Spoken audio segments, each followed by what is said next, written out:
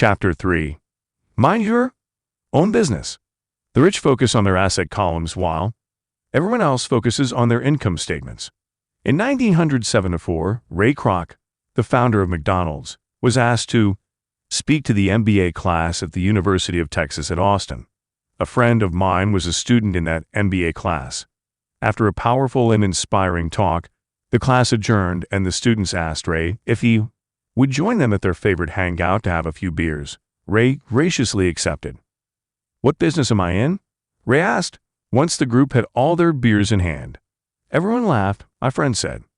Most of the MBA students thought Ray was just fooling around. No one answered, so Ray asked again, "What business do you think I'm in?" The students laughed again, and finally one brave soul yelled out, "Ray, who in the world doesn't know that you're in the hamburger business?" Ray chuckled. "That's what I thought you would say." He paused and then quickly added, "Ladies and gentlemen, I'm out of the hamburger business. My business is real estate." As my friend tells the story, Ray spent a good amount of time explaining his viewpoint. In his business plan, Ray knew that the primary business focus was to sell hamburger franchises, but what he never lost sight of was the location of each franchise. He knew that the land and its location were the most significant factors in the success of each franchise.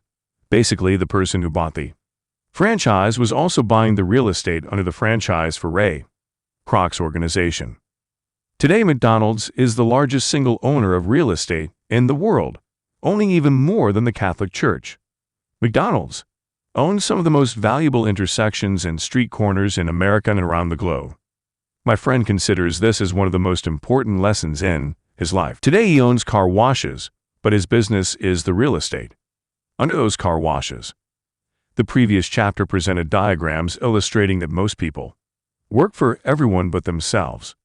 They work first for the owners of the company, then for the government through taxes, and finally for the bank that owns their mortgage. When I was a young boy, we did not have a McDonald's nearby. Yet my rich dad was responsible for teaching Mike and me the same lesson that Ray Kroc talked about at the University of Texas.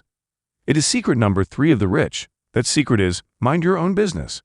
Financial struggle is often directly the result of people working all their lives for someone else. Many people will simply have nothing at the end of their working days to show for their efforts. Our current educational system focuses on preparing today's youth to get good jobs by developing scholastic skills. Their lives will revolve around their wages, or as described earlier, their income column.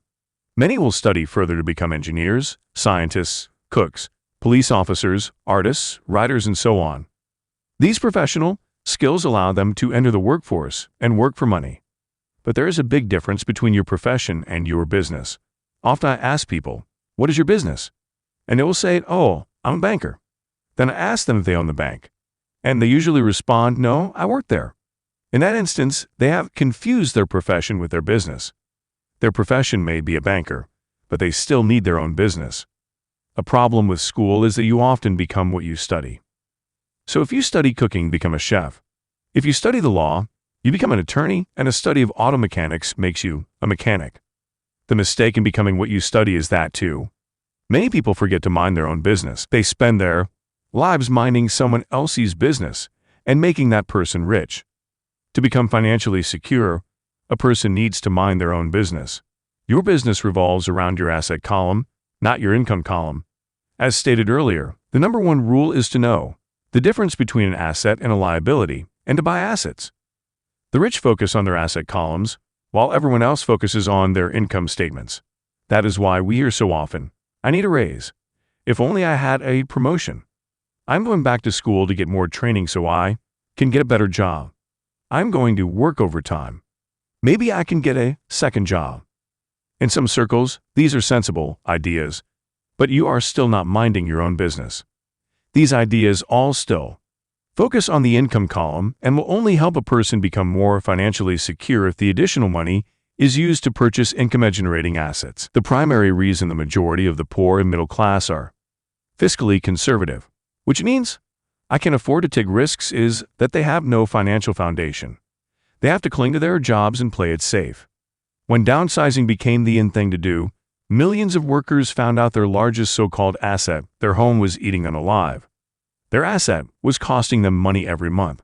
Their car, another asset, was eating them alive. The golf clubs in the garage that cost $1,000 were not worth $1,000 anymore. Without job security, they had nothing to fall back on. What they thought were assets could not help them survive in a time of financial crisis. I assume most of us have filled out a credit application to buy a house or a car. It's always interesting to look at the net worth section because of what accepted banking and accounting practices allow a person to count as assets. One day when I wanted a loan, my financial position did not look too good. So I added my new golf clubs, my art collection, books, electronics, Armani suits, wristwatches, shoes, and other personal effects to boost the number in the asset column.